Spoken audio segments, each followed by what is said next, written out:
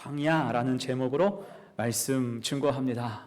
저는 극장에서 영화 보는 걸 참 좋아해요. 극장 가는 것이 몇 안 되는 취미 가운데 하나입니다. 근데 요즘은 시대가 많이 바뀌는 것 같아요. 미디어의 종류가 너무 많아졌습니다. 그러면서 영화에 대한 투자가 많이 줄었고요. 예전만큼 좋은 영화가 많이 나오진 않습니다. 자, 그럼에도 간혹 좋은 영화가 나오면 저는 꼭 극장에 가서 그것을 보려고 해요. 왜냐하면 집중도, 몰입도가 전혀 다르기 때문이에요. 저는 극장에 가면 앞자리 쪽에 앉습니다. 제 시야에 사람 머리가 걸리면 안 돼. 사람 머리가 걸리면 방해를 받아서 제 앞에 사람 머리가 없도록 앞쪽에 가서 앉습니다. 그리고 불이 다 꺼지면 큰 화면에만 불이 딱 들어오잖아요. 오롯이 화면과 저만 있는 거예요. 그 어둠 속에서 스크린만 빛나기 때문에 더 집중할 수가 있는 것입니다. 그래서 제가 극장에 가는 거예요. 여러분, 분위기는 좀 다르지만 하나님 주신 고난도 이와 비슷하다라고 생각을 합니다. 고난 앞에서는 주변이 다 어두워져요. 내 마음도 어둡고요, 관계도 어둡습니다. 하지만 반대로 하나님 비추시는 빛은 더 잘 볼 수가 있는 거예요. 주님 앞에 선 나를 볼 수 있습니다. 하나님과 내가 1대1로 대면할 수 있는 기회죠. 그래서 고난은 주님을 경험할 좋은 기회가 됨을 믿습니다. 그런 면에서 오늘 본문 말씀은 우리에게 큰 영감을 주는 그런 말씀이에요. 이제 다윗은 어처구니 없는 일을 당하게 되지요. 아들이 문제였어요. 지난 수요일에도 말씀을 드렸듯이 그 아들 압살롬은 욕망이라는 이름의 전차를 탔어요. 욕망. 더 이상 돌이킬 수가 없게 됐습니다. 그는 4년간 백성의 마음을 훔쳤고요, 끝까지 아버지에게는 거짓말을 해가면서 속였습니다. 그리고는 반란을 일으켰죠. 저 위에 13절입니다. 전령이 다윗에게 와서 말하되 이스라엘의 인심이 다 압살롬에게로 돌아갔나이다 한지라. 그렇게 한순간에 다윗은 왕의 자리를 위협받게 됐습니다. 얼마나 철저하게 준비했던지 다윗이 눈치채지 못했어요. 아무 대응도 못했고 속수무책으로 당하게 됐습니다. 여러분, 이게 얼마나 슬픈 일입니까? 얼마나 처절한 사건입니까? 아들이 아버지 죽이겠다고 칼 들고 쫓아가는 거예요. 아버지는 정신없이 도망칠 수밖에 없는 형편입니다. 자, 그럼 이때 다윗이 어디로 도망을 갔을까요? 오늘 17절 봅니다. 왕이 나가매 모든 백성이 다 따라서 벳메르학에 이르러 멈추어서니. 여기서 말하는 벳메르학은 마지막 집이라는 뜻이에요. 이게 특별한 지명이 아닙니다. 이름 없는 작은 마을, 광야의 입구 초입에 해당하는 곳이 벳메르학이에요. 곧 지금 다윗은 광야로 도망치고 있는 것입니다. 물론 이것은 현명한 선택이에요. 지금은 군세가 밀리기 때문에 1대1로 맞서서 싸우기가 쉽지가 않습니다. 전면전이 불가능해요. 광야에서 게릴라전을 하면서 전열을 정비해야 됩니다. 자, 그런데 지금 이곳 광야가 다윗에게는 얼마나 징글징글한 곳입니까? 정말 광야라고 하면 다윗에게는 징글징글한 그런 곳이에요. 흔히 군대에서 고생하다가 제대할 때쯤 돼서 하는 말이 있어요. 내가 그쪽으로는 무엇도 안 산다고요? 오줌도 안 산다. 내가 그쪽으로는 오줌도 안 산다라고 다짐을 해요. 요즘 보면 쌀들도 브랜드 쌀이 있잖아요. 브랜드 쌀. 먹어봐도 사실 밥맛은 거기서 거긴데 아무튼 브랜드가 붙으면 쌀이 훨씬 비싸집니다. 그 중에 하나가 저기 철원에서 나온 오대쌀이죠. 철원 오대쌀. 어떤 목사님이 말씀하시기를 자기는 아무리 맛있어도 철원 쌀은 절대로 안 먹는데요. 왜일까요? 그분이 강원도 철원에서 군 생활했기 때문이에요. 고생을 너무 많이 해서 그 쌀은 공짜로 줘도 안 먹는데요. 저는 공짜로 주면 먹어요. 공짜로 주면 먹지만 제가 먹어보니까요, 진짜 맛있는 쌀은 우리 성도들이 지은 쌀입니다. 우리 성도들. 저기 옥구평야 쌀이 최고예요. 이제 곧 농사 시작하는데 우리 성도들 힘내서 농사 잘 지으시기를 축복합니다. 아무튼 다윗은 광야에서 10년 넘게 숨어 살았어요. 엔게디 광야, 십광야, 마온 광야, 바란 광야, 모든 광야를 다 섭렵하면서 막 돌아다녔어요. 정처 없는 삶이었습니다. 그래서 왕이 되기 전 다윗의 삶을 한마디로 표현한다면 광야였어요. 그리고 하나님의 은혜로 왕이 되면서 자연스럽게 그 광야를 떠나게 됐지요. 그때 속이 얼마나 후련했을까요? 징글징글한 곳이에요.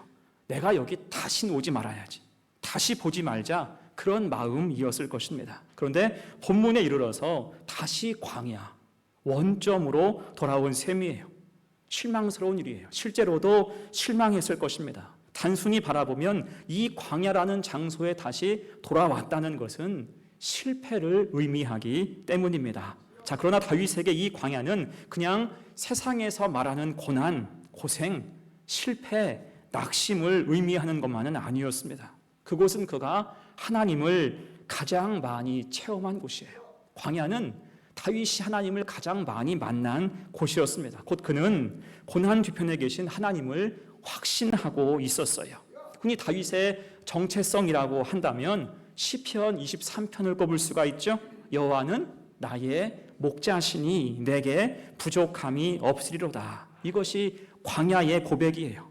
광야를 통해서 그는 하나님을 깊이 알게 됐습니다. 그래서 본문에서 다윗은 광야 앞에서 오히려 마음이 겸비해져요. 그 마음을 다 내려놓습니다. 23절이에요. 온 땅 사람이 큰 소리로 울며 모든 백성이 앞서 건너가매 왕도 기드론 시내를 건너간 모든 백성이 광야 길로 향하니라. 아멘. 그저 울분에만 사로잡혀 있다면 이런 분위기가 아니었을 겁니다. 대신 마치 영적 고향으로 돌아가는 탕자의 모습과 같은 거예요. 자청에서 머리를 가리고 맨발로 함께 울면서 나아가는 거예요. 하나님을 향해서 터벅터벅 나아가는 거예요. 힘들고 어렵지만 실망스럽지만 그럼에도 불구하고 이 광야길을 통해서 하나님을 향해서 터벅터벅 나아가는 모습이라 할 수가 있습니다. 자, 그럴 때 하나님은 고난 중에 있는 그를 만나주시고 조명해 주시는 거예요. 세상은 어둡지만 하나님은 환히 밝히 나와 함께 하신다는 것입니다. 그래서 오늘 본문은 다윗이 왕위와 권력과 근사함을 다 잃었지만 오히려 더 귀한 것을 되찾아오는 장면이기도 해요. 자, 그러면 광야, 그곳에서 무엇을 되찾게 됐을까? 두 가지로 생각해 봅니다. 첫 번째, 위로예요. 하늘의 위로를 받게 돼요. 여러분, 친구는 참 좋지요. 친구는 참 중요합니다. 하지만 친구가 다 친구가 아니잖아요. 잘 나갈 때 친구는 밀물처럼 밀려옵니다. 인맥 넓어지는 건 금방이에요. 하지만 진짜 그 속에 진심을 확인할 수 있는 친구가 얼마나 될까요? 잘 나갈 땐 그게 분간되지 않습니다. 언제 구별됩니까? 어려울 때, 힘들고 어려울 때, 고난을 만날 때입니다.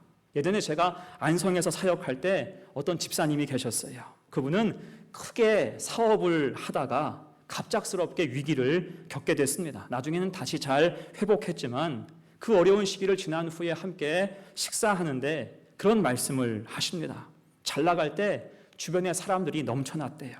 간이야 쓸개야 다 빼줄 것 같은 사람들도 있었고 서로 소개해주면서 주변에 형님 동생 하는 사람들 천지였대요. 정치인도 와서 인사하고 명함 주고 그랬다는 거예요. 하지만 어렵다, 힘들다, 곧 망한다, 부도난다 하니까 안부 전화 한 통이 없더랍니다. 주변에 형님 동생이 그렇게 많았는데 알고 보니 전부 차가운 남이었다라고 말하는 걸 들었습니다. 거기에서 인생의 비에 사람의 비정함을 느꼈대요. 대신 주님밖에 없다. 주님밖에 없네. 그런 심정을 우리도 느낄 때가 있지요. 자, 지금 다윗도 같은 상황이에요. 지금껏 왕으로서 그의 주변에 얼마나 많은 충성 맹세가 있었습니까? 충성 경쟁하는 사람이 주변에 가득했습니다. 하지만 다윗이 실각하자 지금껏 충성했던 그 사람들이 전부 등을 돌리는 거예요. 이제 다윗을 죽은 권력이라 생각을 하고 산 권력인 압살롬에게로 다 달려간 것입니다. 이런 모습을 바라보면서 얼마나 그 마음에 큰 상처가 생겼을까요? 하지만 그런 속에서도 여전히 다윗을 신뢰하고 그에게 충성하는 사람들이 있었죠. 그 중에 하나가 오늘 본문에 나오는 블레셋 가드 출신의 이때였습니다. 이때는 다윗이 왕이 되기 전 광야 시절부터 다윗 진영에 가담한 인물이에요. 그 후로는 주로 변방을 지킨 것 같아요. 자기 소임을 다하는 사람이었습니다. 하지만 압살롬의 반란 소식을 듣자 그는 반란군에 가담하지 않고 자기 군대와 수하를 빼내어서 다윗을 지키려고 서둘러 돌아온 것입니다.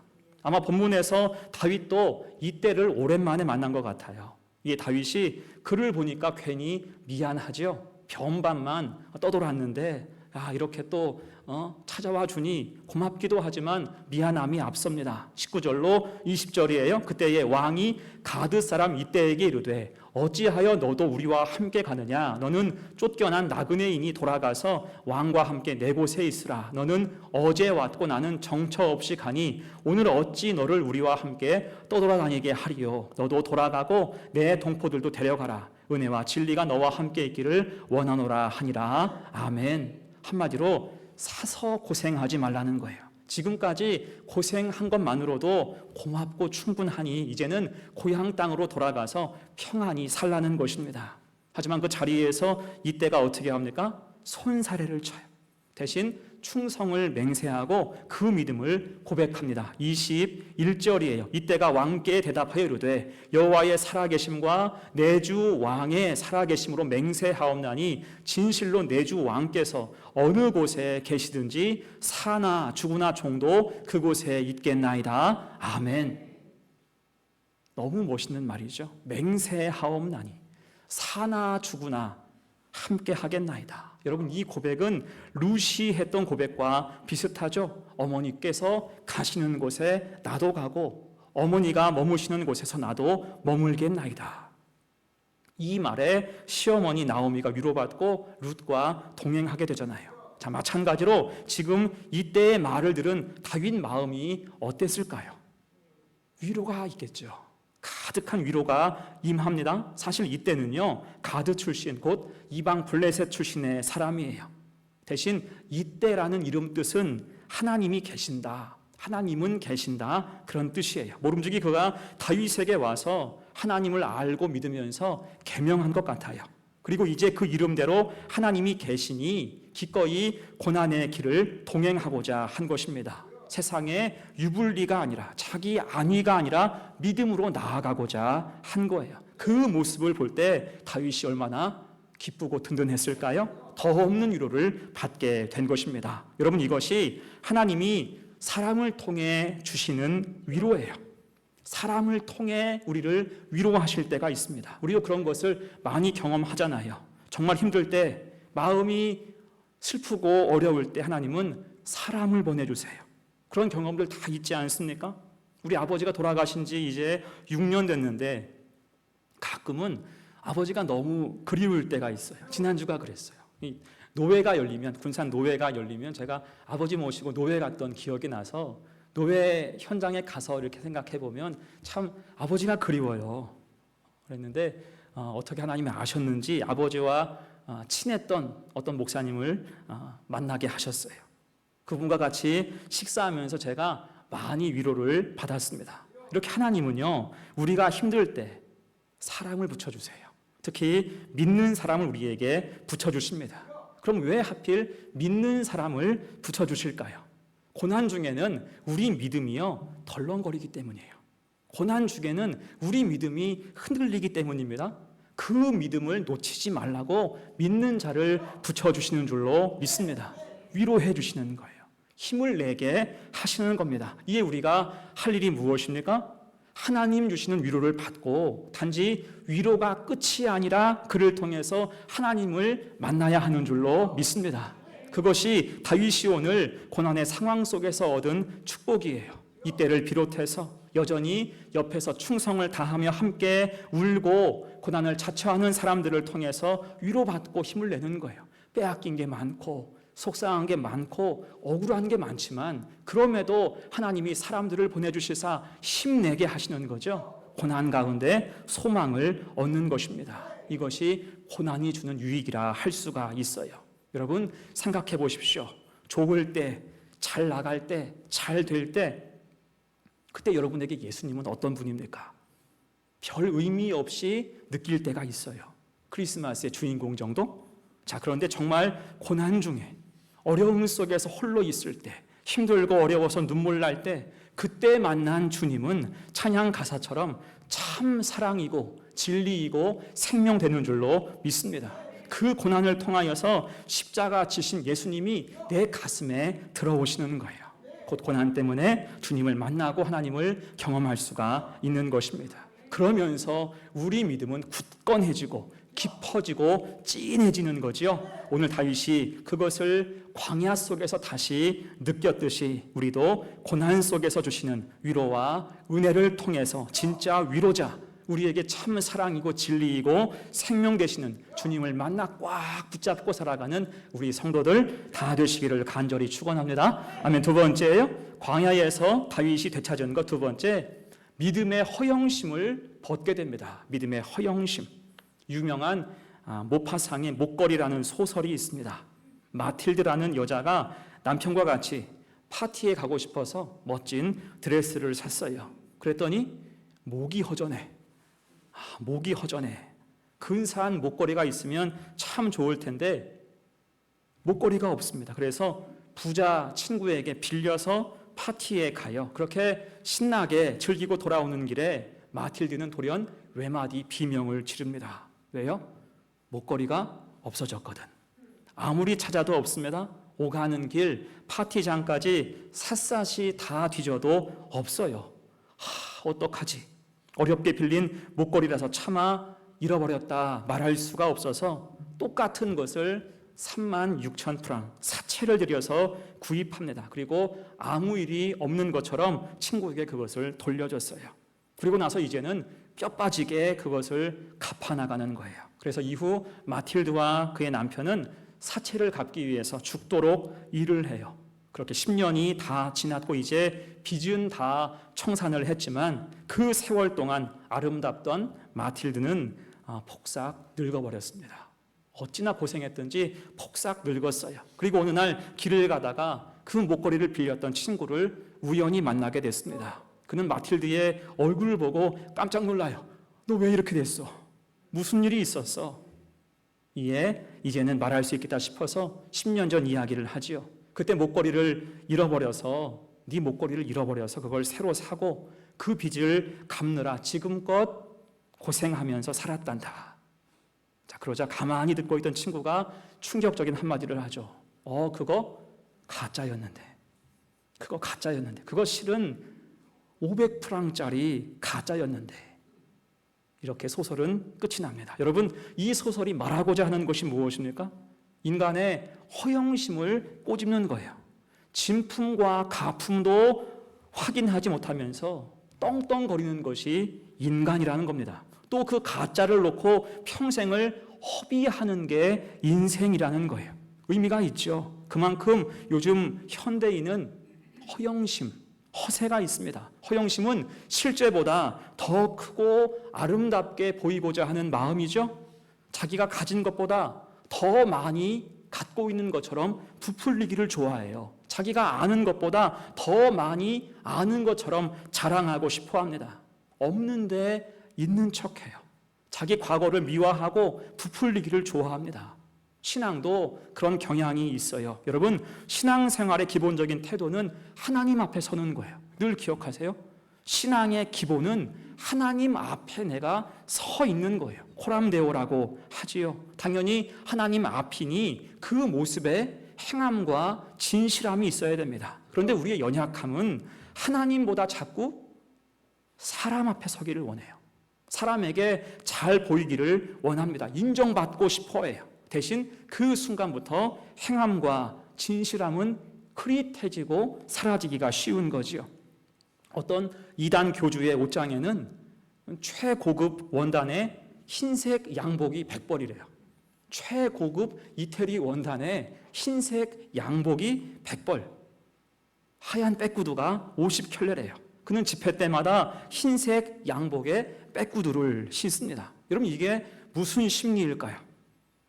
하얗고 신실하게, 거룩하게, 순결하게 보이고자 하는 것입니다. 그렇게 보이고자 하는 마음에 그런 옷을 입는 거예요. 자, 그렇다면 그 속까지 깨끗하고 거룩할까요? 흰 옷을 입었다고, 하얀 구두를 신었다고 그 속이 과연 거룩해질까요? 아니죠. 이건 사람 욕심이에요. 그렇게 보이고 싶을 뿐입니다. 그래서 어울리지도 않는데 자꾸 흰 양복과 빼구두를 고집하는 거예요. 거기다가 목소리까지 걸걸하게 하잖아요.